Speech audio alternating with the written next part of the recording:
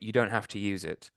Um, on top of that, we're only going to be doing introductions and overviews of these subjects, basically to demystify them, because we've had a few people ask for us to cover these, but sometimes they can, with these things, for instance, we're going to be talking about boosting, you can go into quite some detail in the Facebook software, and we don't think, considering not everybody here might want to be using boosted content, that that would be a good use of everybody's time.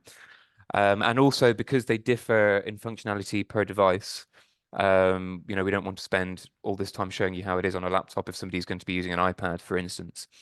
So for the sake of simplicity, also, we're going to be looking at screenshots instead of going into the Facebook software and demonstrating it there. And I will be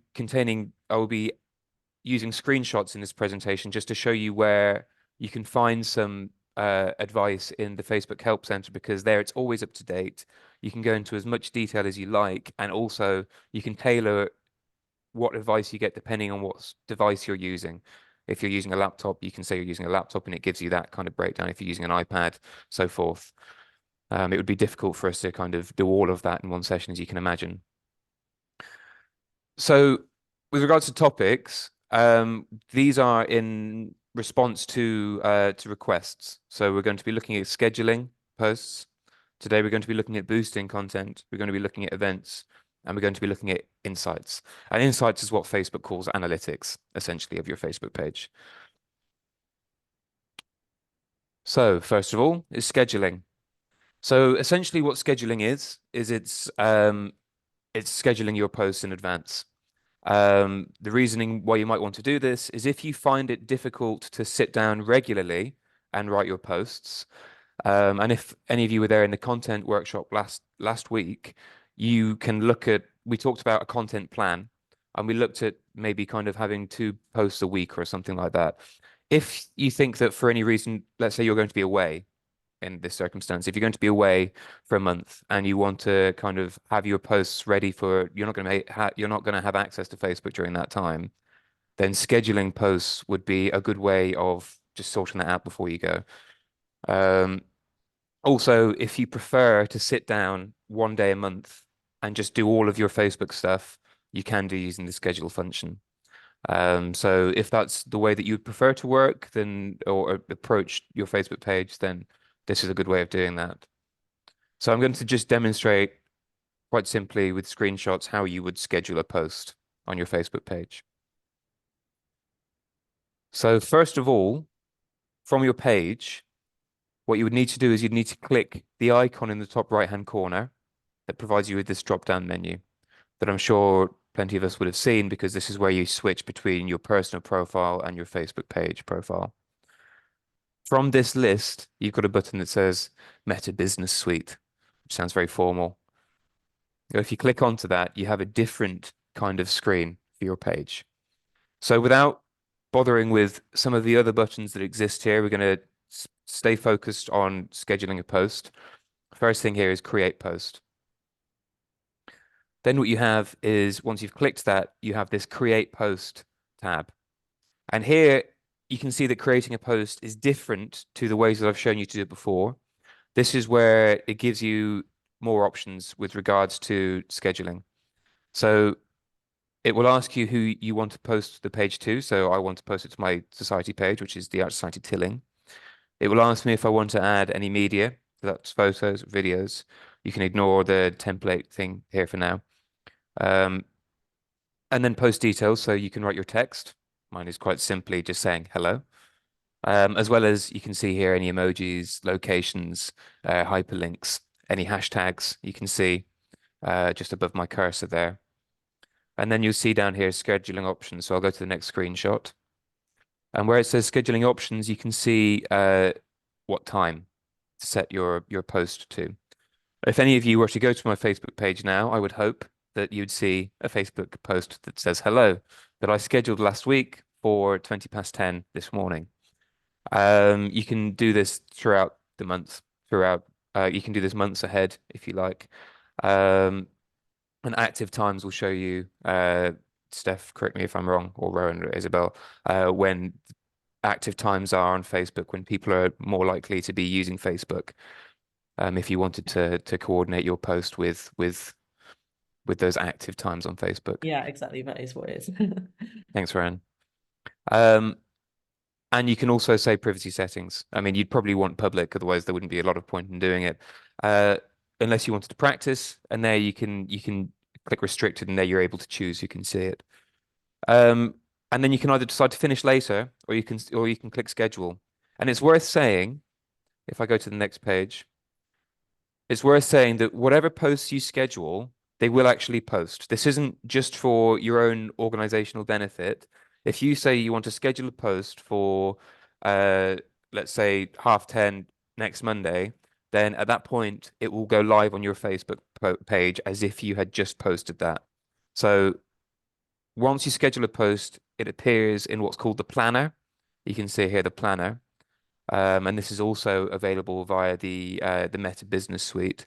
From if I just go back, this icon, this icon here, this is after, if I go back a few slides, sorry if this is confusing. After we were on our page and we clicked Meta Business Suite and we went to this page, you can see on the menu here we've got Planner on the left. This was before we clicked Create Post. So once you've created a post, it goes into your planner, which looks like this. It looks like a calendar. And this is where you can see by week or month, you can see all of the posts that you've scheduled, all of the details to do with those posts, whether there are any images attached, any links. And if you like here, you can edit future posts as well that you've scheduled. So I'll be able to right click and go in and edit the details. So if, for instance, there are some details to a lecture that you've posted about that have changed, you'll be able to, and that lecture, let's say, is next month, you'll be able to go into that post by clicking, next month, May, finding that post and changing the details. So that is scheduling a post. And you'll also be able to delete a scheduled post here as well. So I hope that's quite straightforward. Make sure that in the business suite, there are lots of options here. Make sure if you want to schedule a post, you can just follow these straightforward instructions, create a post, details, and then the planner. Okay, so the next thing we wanted to cover is boosting. I think actually just at this point, does anyone have any questions about scheduling a post? I think it's best to ask it now than at the end. Michelle, please. I'm going to stop my sharing quickly. You're just muted at the moment, Michelle. I can't hear you. Is it a Michelle or a different Michelle? Sorry, it's Michelle Gasper. Sorry. I still can't hear you. You have unmuted, but I can't hear you. Unfortunately. Is there a way that it might be connecting to your audio. If you click the little arrow beside your mute button, if you're on a laptop, might be the option to choose. You could possibly write your question in the chat, maybe. Okay. Okay. Juliet, please. Maybe Michelle, we can ask that at the end if you're able to figure it out. There we go. Hi, good morning. I was chatting with somebody who does a lot of Facebooking. She has a beauty business or something, and she's just warned about the scheduling. Be mindful of things like outbreaks of war or murders or something like that. If you've got a topic like Nazi art or one of those things, just be a little bit mindful not to, if you're scheduled ahead of it, that it's not inappropriate. It doesn't suddenly becomes inappropriate by world events. It's just a heads up, which I thought was quite helpful. You wouldn't think about it until you've put your foot in it. That's true. That's a good point, especially if we've got lecturers that talk about. I mean, it was a Ukraine and thing or Russia recently. So that's a good point, Juliet. Thank you. Can I try Hi. again? Yeah, we can hear you, Michelle. Perfect. I'll put my webcam on. Can somebody else edit a post that I've put up, that I've scheduled? Another person who can access. Is that possible? I'd assume if you'd made somebody else an admin on your page, they would. I think, Steph, I can see you nodding. Are you able to unmute and just kind of let us know that's the case? Yeah, if that person has the same settings within that Facebook page, they will be able to make the same edits and then save it, and then that'll be how it's posted. Facebook is good with that it's a lot of cross kind of sharing, which is Yeah. Perfect. Thank you. Thanks. Thanks, Steph. So if you add someone as an admin, like I did, I think it was the second one of these Facebook workshops I talked about adding somebody as an admin. Then they'd be able to access that. Good question. Thank you. Okay, I'm going to go back to the presentation.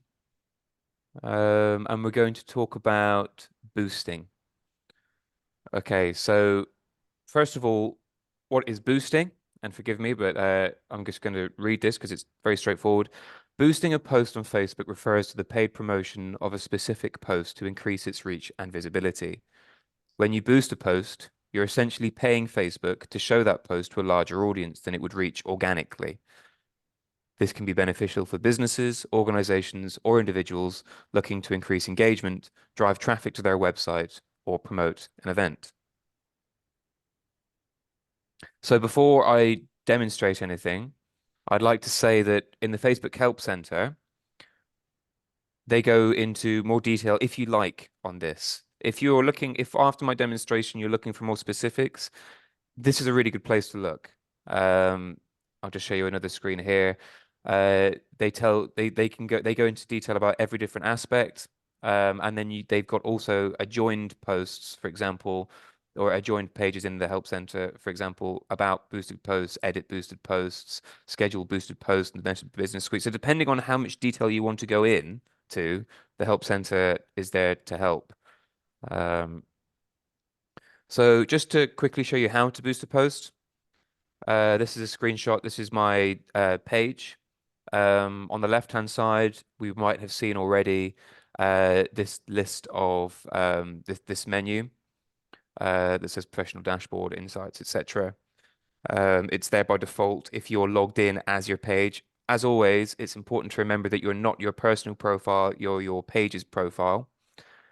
That's when you get this access. You click Boost Post. Then you're provided with a list of the posts that you've already posted, if that makes sense. So you get a list of the posts. So you'll see here, these are posts that I posted as examples for our previous workshops. So there's this one that I published on the 27th of February. It says, really looking forward to next week's lecture with Florian. If I wanted to, I could boost that. This particularly chirpy post here. Good morning, everyone. The sun is shining. I wish it was this morning. I could boost that if I wanted to. Once you click on Boost Post, you'll have this Boost Post tab here. And there'll be some information for you to fill in. A lot of it you can look over. For example, the button where it says call now, you're probably very likely not going to want that. The goal, what results would you like from this ad? I would keep that at automatic to begin with. I'd just use the default functions as much as you can at this point, because then it lets Facebook's algorithm do it for you instead of, at least for these questions that we're seeing here. And also don't worry about where it says ad may not run, potential policy issue. I made a note of what that means. It basically just means that you need to review the ad content. If you are using material that, like an image, that is against copyright, then it may not run. That's what this means. So it's not saying that there's an issue. It's just a reminder to be wary of that kind of thing. So if you were to scroll down, the important part of the boosted post page is where your audience is. So this is where you get to choose who is going to be targeted. You can see here, I have not edited the details here. So the default audience is based on where my page is located. It says location, United Kingdom, age 18 to 65. Now, this is where you might want to be a bit more specific, because it's probably not wise for you and your society's page to send an ad out to the entirety of the United Kingdom and to everybody between the ages of 18 and 65. There's no need for that. This is where you get to choose a very kind of a small and local demographic. So let's say you're based in, off the top of my head, let's say you're based in or near Birmingham. You might want to just set the location to that, which means that anyone that sees it would then be able to follow up on having seen that and actually come and visit you, which is ultimately what you want. And if that's not what you want, then they will at least be able to follow you and be aware of things that you're doing locally that they'll be more invested in because they are also local. Also with your age range, 18 to 65, probably not really ideal. You can narrow that down to an age that you would like to target. I think it might differ from society to society, but I think we can all kind of work out what that would be. And then if you scroll down again, this is where you talk about the budget. So you get to choose how much money you're going to spend, and you also get to choose for how many days you're going to run it. So if I run £42 for 7 days, it's going to divide that £42 by 7. So if I was to do £42 just in one day, I would have one day of loads of people seeing it. If I was going to do that £42 for 7 days, I'd have 7 days of that 42 divided by 7, if that makes sense.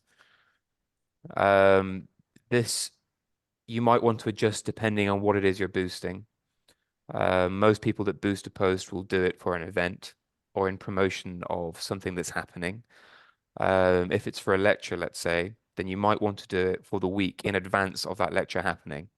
So it means that people will be fed information about that lecture before the day of it happening. You can see that this is a slider between 1 and 500. You can see that when you adjust the slider, it will suggest how many people you're likely to reach. So if on £42, I'm likely to reach either between 3 or 8,500 people, either 3,000 or 8,500 people, which it suggests might result in between 94 and 273 link clicks if you have a link there in your boosted post. So this is where you can adjust that before you then click payment method and then post that. It's worth saying, I mean, we've got some answers here. First of all, when is a good idea to boost content? Firstly, it wouldn't necessarily be a good idea to boost a welcome post, let's say. If you've just launched your Facebook page and you've put a welcome post and you're kind of thinking, well, this is no good because there's only 3 people, me and the other people who are aware of my Facebook page that have seen this. Let's boost it so that more people see it and then come to the page. The issue is that if they see that welcome page or welcome post because you've boosted it and they come to your page, there's not going to be anything on the page. So they're going to have no reason to want to stay. So I would suggest not wanting to boost anything until maybe 6 months down the line, when somebody then clicks on that boosted post, comes to your page, and they can see all these things going on that they want to get involved in. You know, by clicking follow your page, people are going to be making an investment of their time. People are, it sounds silly, but people are less likely to click on a page link if there's not something going on that page.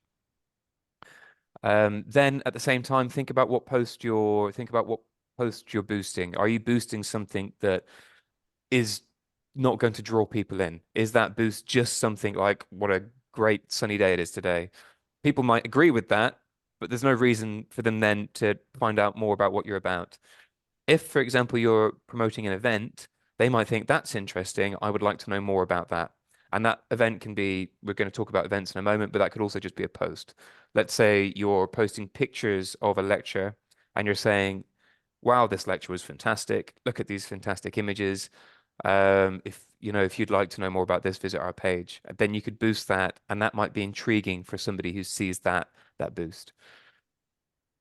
You also might want to boost a post that is already doing well. So we looked last time when we looked at content, we looked at how you can see whether a post is doing better or worse by, it shows you the reach and it shows you the impressions, the word is, but essentially impressions is how many people are kind of the engagement, how many people are engaging with that. Depending on whether you've got a post which is doing particularly well, you might want to boost that because obviously you've snagged on a formula which works well. So essentially, yeah, in a nutshell here, people who see your boosted post will want to see a page that is already busy. They'll want to see more about what you're about. The next slide here, how much should I spend on boosting content? It's worth saying that this boosting functionality, it exists for small organizations to big organizations. Where you had the slider there, £1 and £500, there's no way that you'd need to spend £500. And actually, if you're targeting your local demographic, you wouldn't be able to spend £500. £500 is more what you would want to spend if you're targeting either a national or international audience. In your local demographic, you probably have far less people, and in that sense, £5 to £15 is more than enough that you would need to spend in order to justify, in order to use your boosted post well. You will be able to see the analytics of your boosted post. You'll be able to see how successful it is. And it's worth saying that when you boost a post, you'll be able to invest, let's say, £5 in it, and then you'll be able to be kept up to date with how that boosted post is doing. And if it's not doing so well, then you can end it early. And if it's doing well, you can invest more money. So I would suggest always starting with a lesser amount. And then if it's performing well, then adding more money on top of that. But it's worth erring on the side of caution. When it comes to analyzing boosted content, we're going to be looking at insights a little bit later. So this comes under that. But just for now, I will say that, again, the Help Center on Facebook has loads of detail here. It talks about viewing results for boosted posts and also how to understand the metrics of boosted posts. So I said we'll be looking at screenshots of insights a little bit later, but specifically for boosted content, the Facebook Help Center has some really useful information there.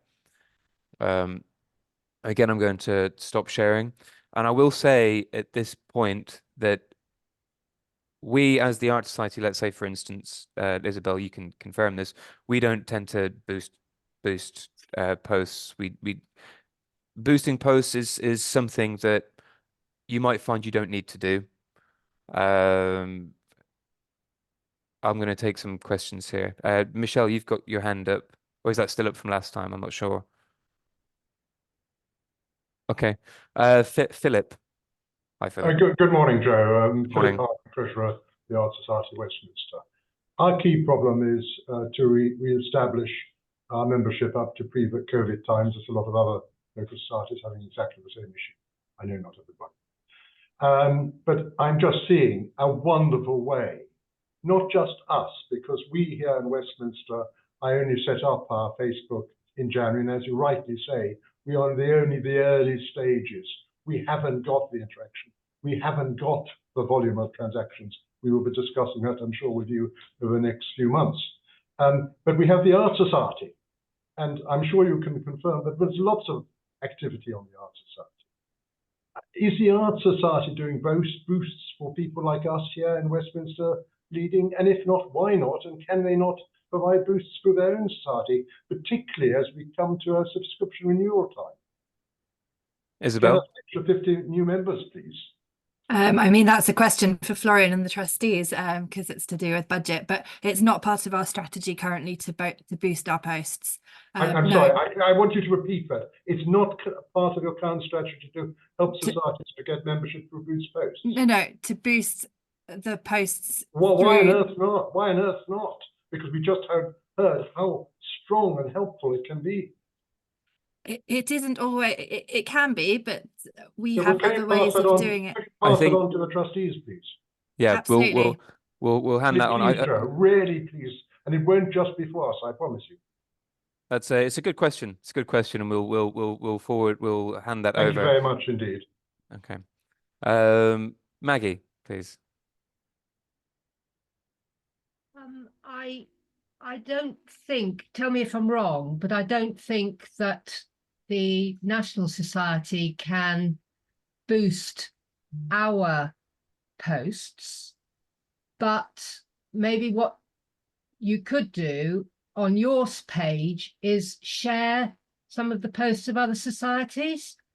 And I think that would potentially help. So maybe I think I understand exactly where Philip is coming from, but I wonder if it's not quite what we're talking about. Am I right or am I wrong?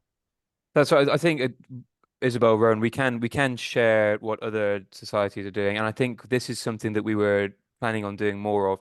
I think the reason so far that it's a question for Florian, so I'm not going to try and answer on his behalf, but it's if we were to boost posts, then yes, there's kind of more people getting information about top level art society. The answer would be how there'd need to be some, in order to justify the expenditure, we'd need to know how individual societies are going to get members. And it's one thing to kind of boost a post on Facebook to somebody then joining their local society. But it is a good question. I will hand it over for Florian and the trustees to kind of look at. Juliet, please. Sorry, me again. Is that £5 to £50 a month or a year or until it's run out? It's until it's run out, and that's dependent on how many days you decide for it to go on for. And it's per post. Yeah. Yeah, that's how much you'd put per your boosted post. It's rather than like a subscription each month or anything like that. You set a budget per post that you're boosting. Yeah.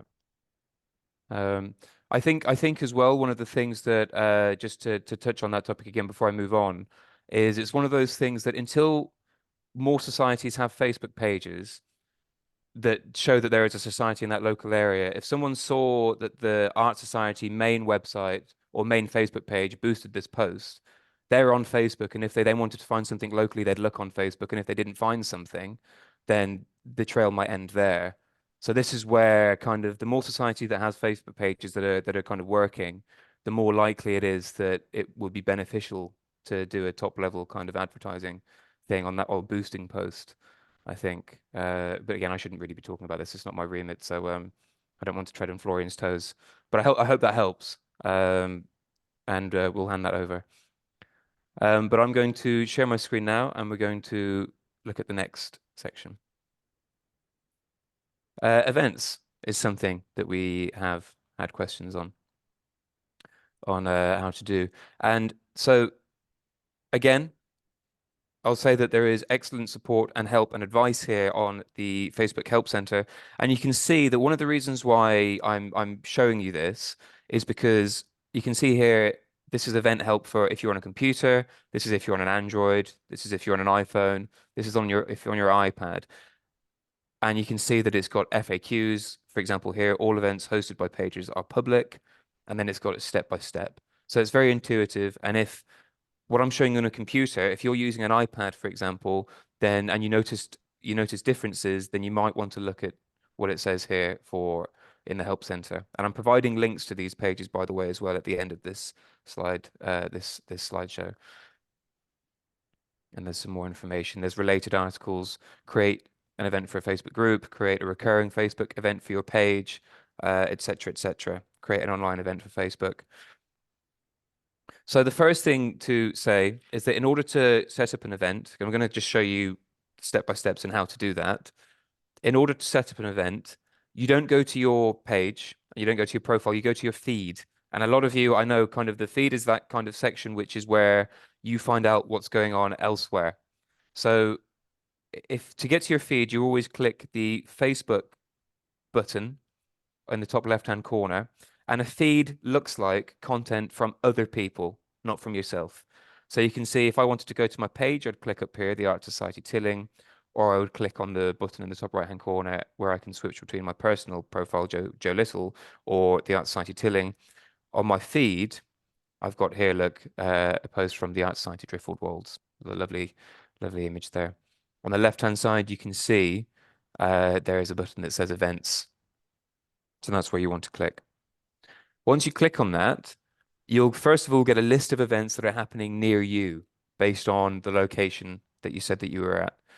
On the left-hand side, you can see a button that says create new event. Scrolling further down, what comes up when you click that is this tab, and it's just very fundamental. It asks you the core details to do with your event. It will ask you the event name. It will ask you the date and the time. It will ask you if it's in person or if it's virtual. If it's virtual, it will ask you to enter the joining link, if that's on Zoom, for example. And I know people use other things as well. If you're using Microsoft Teams or whatever, you can put that in there. So you can choose whether it's in person or virtual. You put a location. Obviously, I said it was Tilling in Chad for the sake of my page, but you'd put your location there. And then if you scroll down further, there's the option to market your event, and that's boosting, like we just looked at, which will work in the same way. It will ask you how much you want to spend and who you want to target. You can add co-hosts. You can see that I sent a co-host request to Florian here, and that will mean that he would be able to manage the event in the same way that I can. If you go down, you also have the option to add a ticket link. I've just typed Eventbrite there just as an example, but you'd want to put the link, not just where it is. So that would likely be if I was doing an Eventbrite, www.eventbrite.com/loads of numbers or letters or whatever that URL is. But that's where if you are selling tickets to your event, if that's for guests, then you can have that there as well, and then click create event. And it's as simple as that. Once you've got your event, it displays like this. It's got a little calendar sign at the top. It tells you when it is. It will say when your upcoming event is here. And on the right-hand side, I've highlighted this because this is super important. And this is the power of events. So this is where you can share that event. So first of all, I'll explain this. What you've got is first of all, the button to boost the event, where you can, like we looked at. Then you've got the option to invite, and if you click on that, you'll have a list of your Facebook follower or your page followers, and also your personal Facebook friends, and you'll be able to invite them to the event. But also, this little arrow here is definitely not to be ignored, because if you click on that, you've got these options here: copy event link and share to feed. So copy event link is super important because that's where you can copy that link and you can then embed that link into any email, into any MailChimp, as a hyperlink. You can copy that into your WhatsApp because this will also be available on your phone, or if you've got WhatsApp on your computer. You could also use that link in a QR code, for example. So that is where you'll be able to share the link to this event page where people who might not necessarily be your members will be able to see this event. Also, you can click the share to feed, which means that it will go onto your page's feed there. And it's worth saying as well that these two options are available to people that aren't you. So if you are just a person who is a member, let's say, of your society, and you are aware of this event and you want to share it with the people that are Facebook friends of you on your personal profile, then you'll be able to click share to feed. And that's why the events are useful, because where it's not essential for your society to create an event for a lecture, creating an event offers a quick and easy way for your members to be able to share that event and the details to do with that event with people that might not necessarily be members. So if they share it to their feed, it takes 2 seconds, and suddenly everyone that is a Facebook friend of theirs on Facebook will see this event. And they would be able to write a little message as well: come to my society's event. I can't wait. This topic is super interesting. There's also this discount on guests or something like that. You know, they can write something like that, and then their Facebook friends can show an interest. Just to say as well, if I go on to the next page, I've highlighted, you'll be able to see on the details, obviously the details of who it's hosted by, the Art Society Tilling, the location, how many people have responded. I mean, I had only just set this event up when I took these screenshots, so I've got 1 person responded, and then 1 person going. But it's worth saying that these metrics, how many people have responded and how many people are going, I wouldn't worry too much about that. What's important is that you've got somewhere where people can see the information and that they can share that information easily. They might not click going just because they might not have seen the button to say they're going, and they might not have decided at that moment in time. If it comes towards your event and you've just got 5 people are going or something, don't worry, don't panic and cancel the lecture. these aren't so important because it requires that extra step for somebody to click the going button. They might have decided they're going without doing that, for instance. And that's events. And when the date comes and goes, then the event stops. Obviously, it's then a past event. It will show somewhere on your Facebook page, but it won't be an upcoming event. Does anyone have any questions about events? Susie, please. Yes, hello, Joe. Just to try and get my small brain around this. So I would normally, for a monthly lecture, just put it in the post as a post. Yes. Yep. But if, say, we've got a special interest morning coming up, I would also put that in the regular posts. But then I can also create an event which would duplicate the post.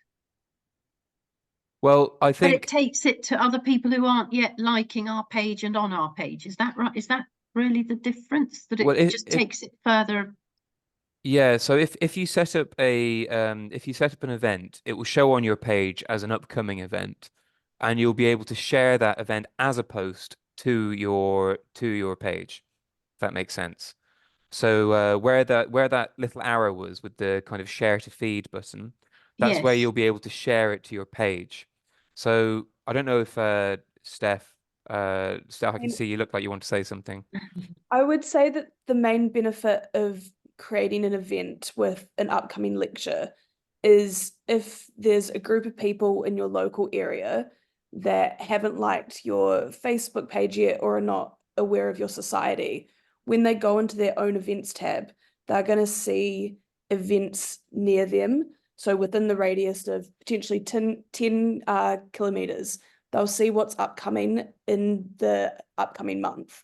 And then that way, if they are interested in a topic that's been spoken about in the lecture, it's going to come across their eyes more than if you would just put it on a post on your Facebook page, which would only organically show up on someone's feed. Okay. Yeah. So I think I understand. So if, say, I've only launched our welcome post yesterday, and I've got 2 people who've liked it because they're committee members and I've asked them to like it. Those at the moment would be the only people who are aware of our page. Yeah. But with our lecture coming up next Monday, if I create an event now, then that'll automatically do the feeding out to a wider audience who don't yet know about our Facebook page. That's right. And if I'm just going to demonstrate, that's a really good point, Steph. Thank you. It's essentially like you're entering it into a directory of events that are happening. If you remember, when I was on the feed here and I clicked events, most people will click events and it won't be so that they can create an event. They will just want to know what's going on nearby. And that's why if they click that, there's this list of events that are happening. So you can see happening now, there's this event at the Morris Hall, this is happening at the theatre at 7. These are all events near me. So this is your event will show up here for anyone that is nearby. And am I best to create an event before creating the post, or does it not matter if I was going to do the post later today, but should I do it as an event first of all, or just do it as a post and then as an event? Steph? Just create it as the event. Right. If you click that little arrow button, once the event page has been created, you can share it automatically onto your Facebook page as a post. Right. Okay. So it almost cuts off that having to double up on writing the information again. Okay, I think I understand. Thank you. Sorry, there's a lot of jargon, feed and everything. Thank you. No problem. Philip? Obviously, another very powerful tool in the armory to boost membership, particularly this time, to get people to bring guests to lectures to convert them into Art Society aficionados and fans. We have 200 members. We have, say, 150 of those, 130 of those who will be Facebook. Can we get emails sent out to us, 130, to pull people into our Facebook page? Because at the moment, the number of friends and followers I have can be counted on a couple of fingers for obvious reasons.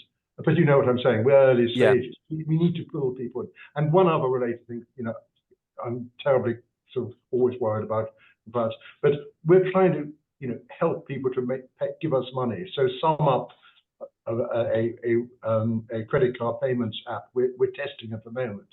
They are FSA regulated, so I'm quite happy about their app. But could we do a link in? The concern here, and I know a concern for a number of my fellow committee members, is the link between the Facebook page and the SumUp app suitably encrypted? But I can tell people that it is bulletproof from a hacking angle. I don't know, Rowan, Steph, if you've got anything to say on that. I'm not entirely aware of SumUp app, I'm afraid. So SumUp is it's just like you know, Amex or MasterCard. So once you get to that payment portal, you're in FSA encryption territory. But it's a question of the link, the UTR, that you would embed in the Facebook page. It's that element between the Facebook page and the SumUp or Amex app. That is the concern which has been expressed to me.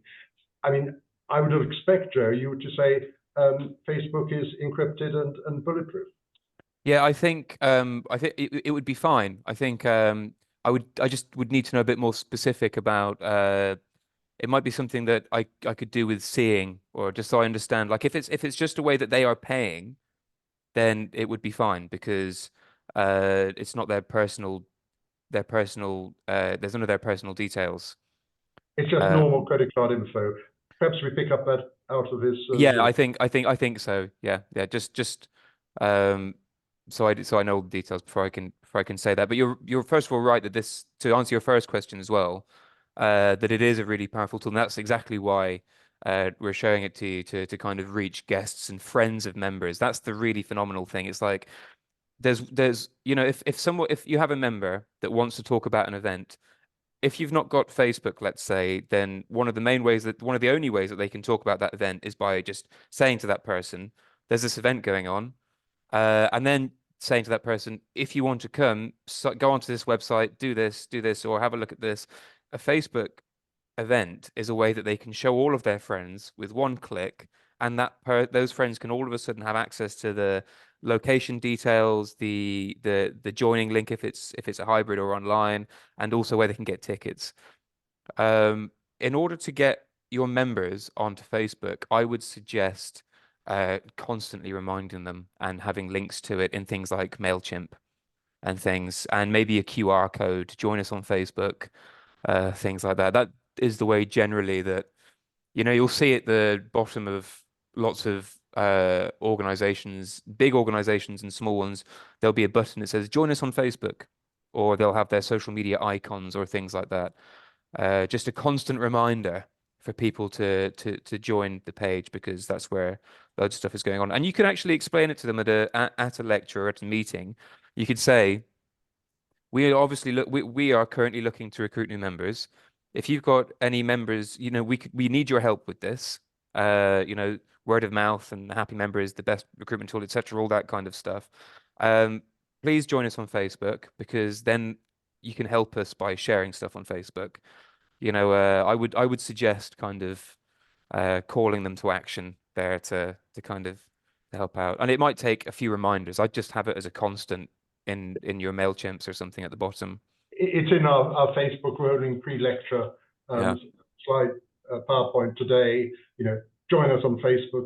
We need new members. I think we just got to hammer away the message. Yeah. Perfect. Maggie, please. Thank you. Just really following up on Susie's comment, because I found that very interesting as well. Not duplicating, doing a posting and then doing an event, but just to do an event. So two things about the event posts. Is there any restriction on the number of words? I know you said last time, Joe, not to be too wordy, but we're tending to put quite a lot of detail on our event posts. So is there a word limit on the event posts? And secondly, thinking about scheduling, if we were to schedule, you know, the whole season, can you enable an event to go live the day after the previous one is finished, as it were, rather than having them live, you know, all 12 live or 10 live. I don't believe so, Steph. I don't know if you'll be able to.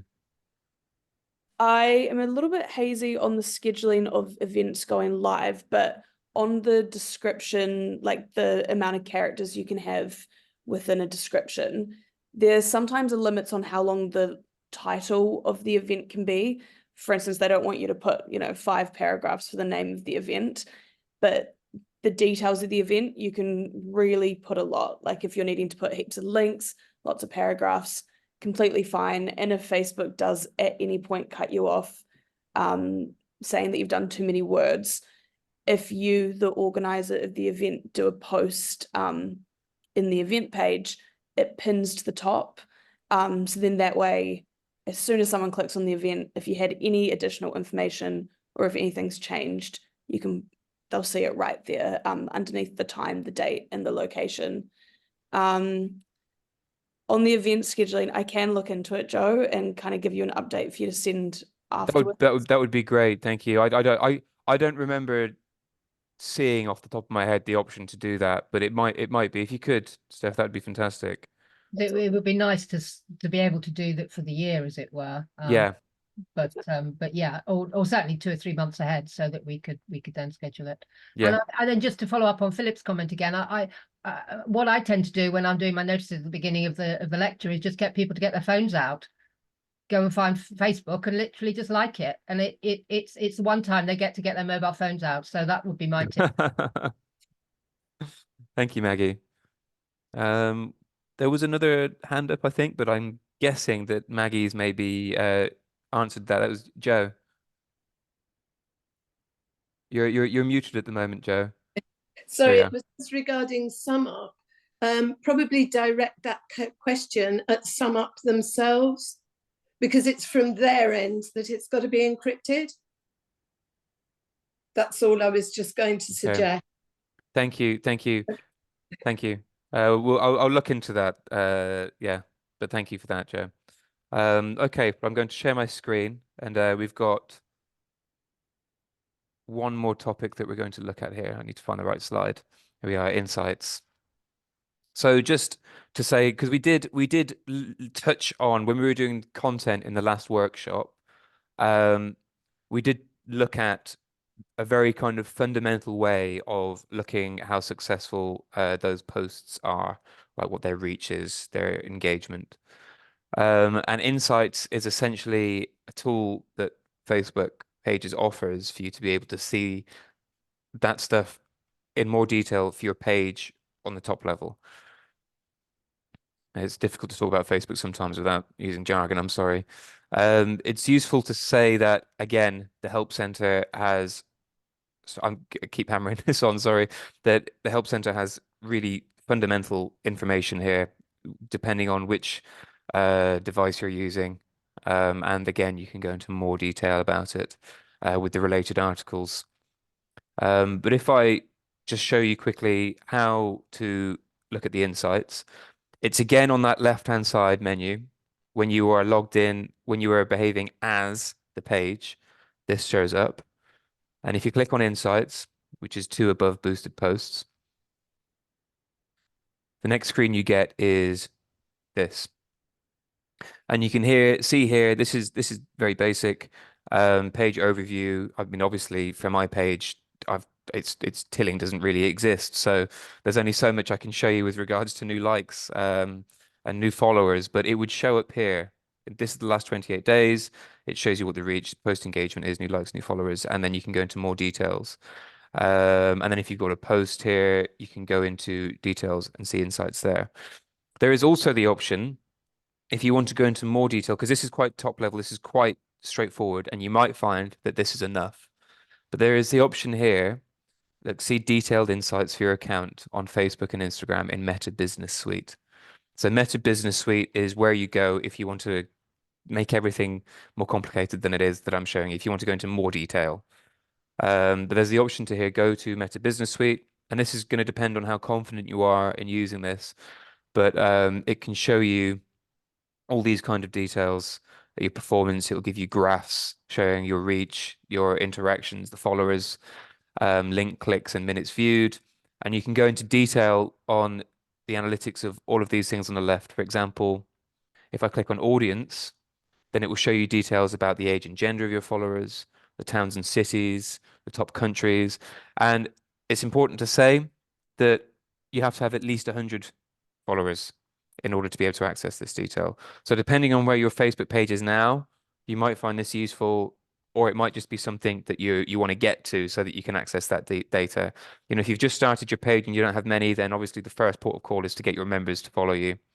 Second port of call is probably to then extend that audience to people who aren't members but who are local, friends of members, etc. But this is all here for when you do want to access it. And again, there's an overview of content here. It will show you graphs and other things that will be useful. You know, again, I'm not going to go too much into this because some people might not find it useful. And the Facebook Help Center goes into more detail about this. It can be very jargon heavy, quite marketing speak.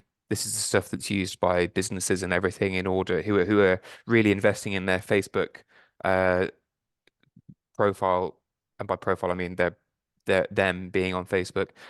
You know, for a local society with up to 100 members, they might not find it necessary, really.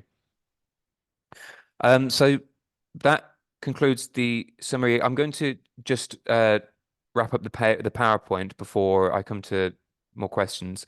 I'm going to, in the same way as the last workshop where I put the slides as a PDF of the slides available on the training site. I'm going to include links here. So on the training site, you'll find this PowerPoint and you'll be able to click any of these and it will take you straight to, if you want to go to the Facebook Help Center boosting page, if you want to go to the Facebook Help Center just main page, again, events or insights, you'll just be able to click on that link. And any questions, please. I'd like to say as well that, you know, this is 5 out of 6 Facebook workshops now on the course. I'm really impressed with everything that's happened so far from yourselves with the effort that you've put in. It's fantastic. The next session is on the 1st of May and it's the last session, and it's just a summary of what we've learned and what's next, what's coming. So I'm going to stop sharing and I'm going to open the chat in case anyone wants to say anything there. That should now be open. And any questions, please. Joe. Me? Yes, yeah. Yes, Joe. Is there any way, if the Art Society overall is not linking us on their webpage, is there a direct way that I can link our website back to head office, so to speak, the Art Society? So that would be the way to do that is that you could share our posts, or you could share posts from the main Art Society page. And that would work if you went to the Art Society. I mean, and there's a post there. If you went to the Art Society page and saw a post, there's a little button that says share, and then you could share that. I believe, Steph, Isabel, Rowan, you can as a page share another page's posts, can't you? Yeah. Yeah. So you would do it that way. You just go to the page and share the posts onto your own page. I kind of agree with the gentleman from Westminster who's, sorry, I've forgotten his name. Philip. It would be useful as the parent, and as this is sort of a spider network, if the Art Society could then have some direct links to the ones who are on Facebook, and it will encourage people to grow, maybe. I think, yeah. Another thing. Can I come in there, Joe? Just to say that is part of the strategy, and that's absolutely what we want to do. And that's part of this process is getting the societies onto Facebook and using Facebook. So there is content there for us to share. Yeah, exactly. So you will see a lot more of that in the future, and with us supporting you on Facebook and sharing your posts. Yeah, lovely. This is kind of stage 1, so that we're all there in the same place. Yeah, okay. Also, another thing that you could do if you wanted to just say on your page that you are part of this wider thing is where you've got the description of your page, you could say, you know, a link to the main one as well there, Okay. if you wanted. Okay. Thank you. Okay. Hi, Hi. Joe. It's Jenny Smith Hi, Jenny. from Cornwall. Unfortunately I had to miss a few because I was away on holiday in Japan, and so I haven't had time since I got back because of lots of reasons to catch up. But I do hope that it's recordings and not just your slides, because I do find the discussion particularly useful. Yeah, no. And have you sent us those as well? Well, yes. I think it depends on if there are parts of the discussion that have been covered in previous workshops, then I haven't contained them just so that we're not repeating ourselves in the workshops. I think a lot of people say that with the recordings they prefer something that was half an hour instead of an hour, let's say. So it depends, but yes, Okay. I've got a lot of homework. I've missed 3 sessions, so I've got a lot of homework to catch up on. Well, let Thanks, me know if there's anything in the recordings you need me to clarify. I'm absolutely happy to do that. Thanks, Joe. Okay. Sue, please. Hi, Joe. I've just had this pop up in my right-hand corner. Invitation to take notes. Francis Griffiths wants to collaborate on a note with me. Start collaborating. Is this something that you've thrown in, or Facebook's thrown in, or is it a scam? What is it? It's a new thing with Zoom. I've just also seen it for the first time, but I did see a notification about it. It's a Zoom functionality. It's just another button that they've introduced there, so that you could just basically, if you open that, it will just open a thing that you can take notes on, basically. I just wanted to pass on thanks to Joe. Sorry, Francis, what did you say? I just wanted to pass on thanks to you for the recordings and the slides, which are very helpful. Thank you, Francis. Thank you. Juliet, please. Oh my God, I think I've forgotten what I was going to ask now. Oh, I know. Yes, I went online last night to try and look at the tutorials, and I think I must have been in the wrong spot because they were like 1 minute and 2 minutes. They weren't these nice training modules. What was I looking at? You were probably on the tutorial section. So if you go onto Facebook as a topic on the training site, yeah, you've got 2 sections. You've got tutorials, and then you've got workshop recordings. Okay. So the workshop recordings are these demonstrations. The tutorials are all 1 or 2 minutes, just like how to set up your page, how to do a post, that kind of thing. Yeah, because I also missed some, and I thought, God, this is not enough. Yeah. Thank you. Yeah. I'll try again. No worries. Let me know if you have any trouble. I can send you a direct link for that or something. Any more questions? I hope, some of these topics that we looked at today, some of them you might decide to use, you might decide to investigate, you might get so far and then think, I'll try this again later. It's up to you. Any questions, let me know. I'm hoping that I was pretty straightforward in my explanations. Steph, you've got a question. More of a statement rather than a question, but just looked into the scheduling the events for anyone that was interested. You can't put events in the planner like you can for posts, where you've got them all logged in the system months prior. But what you can do is you could make 10 events all at once, but you can set them to private, so only you can see them. And then that way, right before an event is going to go live, you just switch it from private to public. I've got some screenshots that I'll send to Joe, and then he can Thank you. the presentation. But then, yeah, that way you can duplicate events as well. So if you've got a lecture where the details don't really change except for maybe the name of who's presenting, the link to the tickets, and a few other details, you can just continue to duplicate, get things ready, and then just set public right before you want it to. That's fantastic. Thank you, Steph. Yeah, if you take any screenshots, let me have them and I'll share them. Any more questions, please? Obviously, questions don't just the opportunity for questions doesn't end here. You can contact us at any time. But now's your chance as well, while we're all here together? No, that's fine. I think, you know, feel free to, you know, I'm going to send you the recording and the slides and have another look. And if you have any questions, let us know. But well done, everyone, for getting this far. And we've got one more session left after this. Thank you to Steph, Rowan, as well, for your help today. And thank you, everyone, for coming. Thank you. Have nice afternoons, everyone. You'll receive an email from me shortly. Thank you.